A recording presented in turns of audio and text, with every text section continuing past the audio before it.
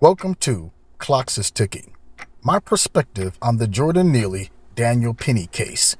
This video is dedicated to anyone who has heard or witnessed unspeakable acts of violence utilizing public transportation.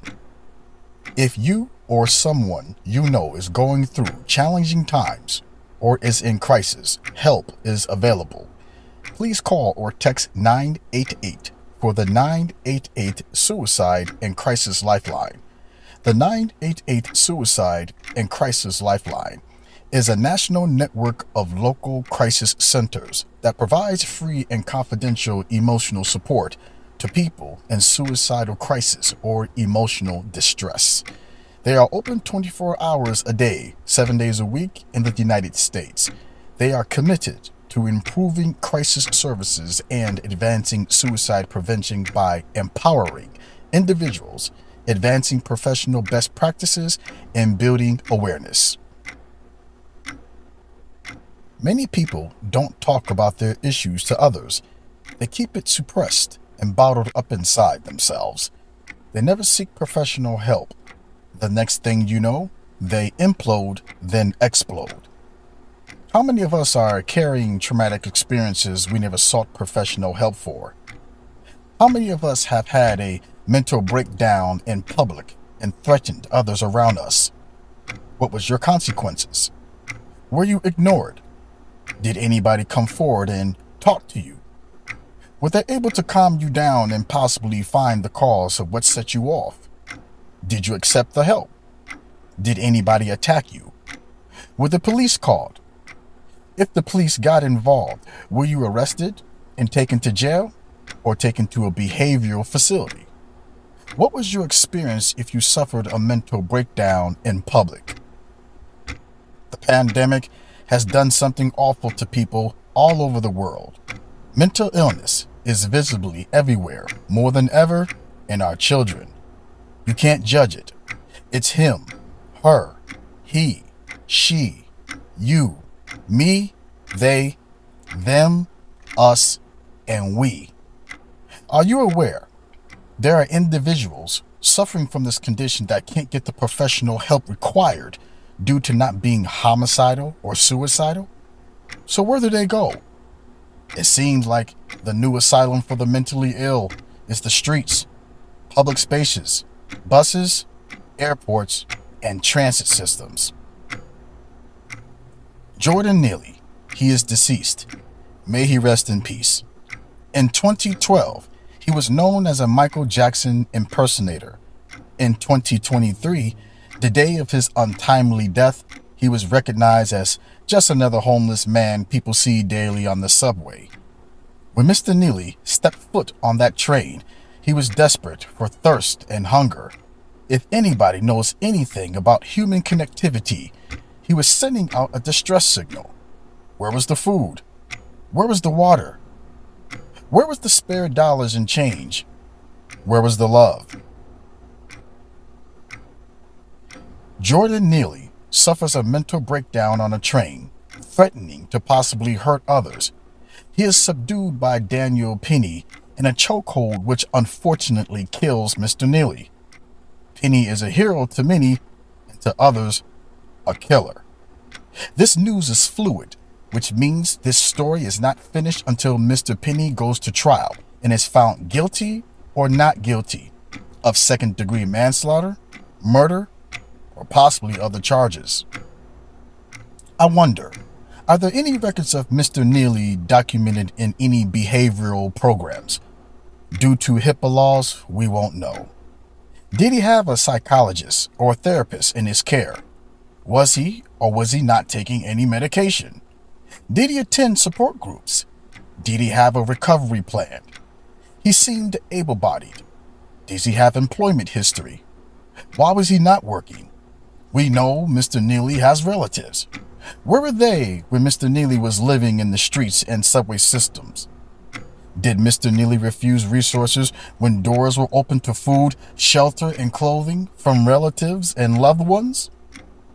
In my perspective, I believe this is not the first time Mr. Neely had a mental episode.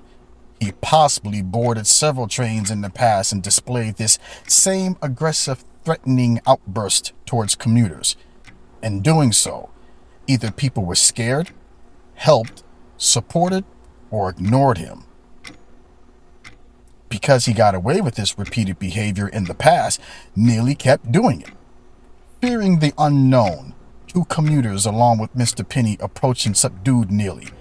Whatever traumatic experiences these men may have heard or witnessed on the transit system, this was not going to happen on their watch.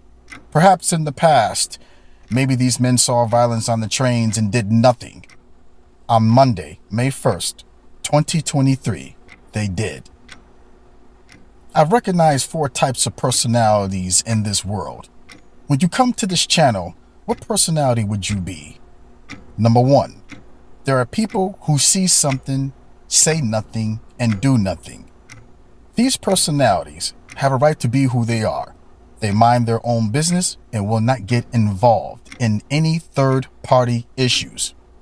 Number 2, there are people who see something and say something.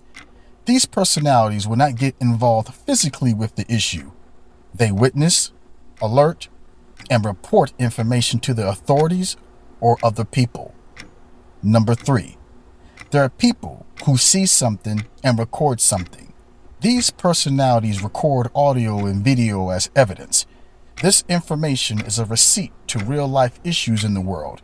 They return this information into the media, police, employers, social media, etc.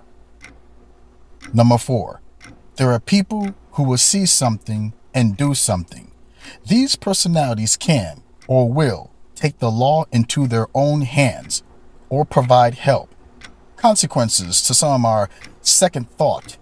They're not waiting for the police, EMS, or fire department.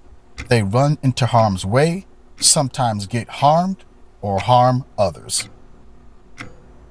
Neely got on the train, suffered a mental breakdown about what he wanted. He yelled and demanded if he didn't get what he requested, what he would do.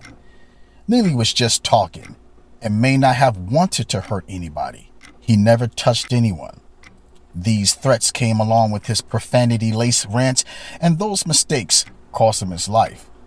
I believe DanielPenny would have a stronger case if Mr. Neely started assaulting commuters. Also, if Neely attacked anyone, Penny's claim of self-defense and protecting others would be more credible. The medical examiner ruled Mr. Neely's death a homicide, compression of the neck. I'm curious if they found any type of medications in relation to mental illness in his system. Medical doctors will usually reveal any drugs or medications in a toxicology report for high-profile cases. It's to see if there were any additional factors that played a role in the death of the deceased. When Mr. Penny goes to trial, they may release that information. For now, Mr. Neely's system was clean of any illegal substances or medications. Permanent brain damage begins after only 4 minutes without oxygen, and death can occur as soon as 4 to 6 minutes later. Everyone's mad at the police for taking too long to arrive at the scene. Where was the sense of urgency to render first aid from any commuters? I'm shocked more people don't have their AED, CPR, and first aid certifications. More people need to know these life-saving techniques and possess these certifications. There's going to be people out there who need our help until the EMS, fire department, and police arrive. Why didn't the passengers call the conductor, or maybe they did? The train conductor, does he or she know CPR, first aid, or possess their AED certification? Are these one of the many requirements to operate the train? Researching the internet, it states on the New York transit system, every train has 2 or more AED devices on it. Is this true? Can anyone in New York confirm this? Why didn't someone call the conductor and inform them there's been an accident on whatever cart number they were on? An announcement is made by the conductor. Attention to all passengers. The train will be moving momentarily, and we apologize for the wait. Place the emergency brake on the train, grab the AED unit, rush to the cart where the accident is, start the process, and render first aid. I have some common sense questions that maybe Mr. Penny would like to answer. 1. Why didn't Mr. Penny render CPR or first aid once he visibly saw Mr. Neely was unresponsive? Where was the sense of urgency? You are the first to fight, right? Are you the first to restore as well? Number 2. Mr. Penny received training as a Marine to terminate lives. Do Marines receive training to restore life as well? Chest compressions, mouth-to-mouth resuscitation, first aid, AED procedures. 3. As a soldier in combat, if someone is placed in a chokehold, is it fair to state a Marine can determine within seconds if the person is unconscious or succumbing to death due to body movement or dead weight? 4. Is Mr. Penny aware of AED devices on the New York subway? 5. What triggered Mr. Penny to attack Mr. Neely? 6. Does Mr. Penny have any mental illness issues that would cause him to harm others or himself? 7. Are there any different techniques taught in the Marines that will allow you to restrain someone from the back without executing them? For instance, a full Nelson. 8. Is this the first time Mr. Penny terminated a life? 9. Mr. Penny expressed through his attorney, he is distraught. He caused the untimely death of Mr. Neely. Has Mr. Penny sought any trauma-focused therapy or psychological help about this issue? Daniel Penny will have his day in court to determine if he is guilty or not guilty. He could be set free or sent to prison, charged for second-degree manslaughter, murder, or other charges. The United States judicial system will determine what the future holds for the ex-Marine. We must be patient, wait, and see. This is my perspective, and thank you for watching. Clocks is ticking.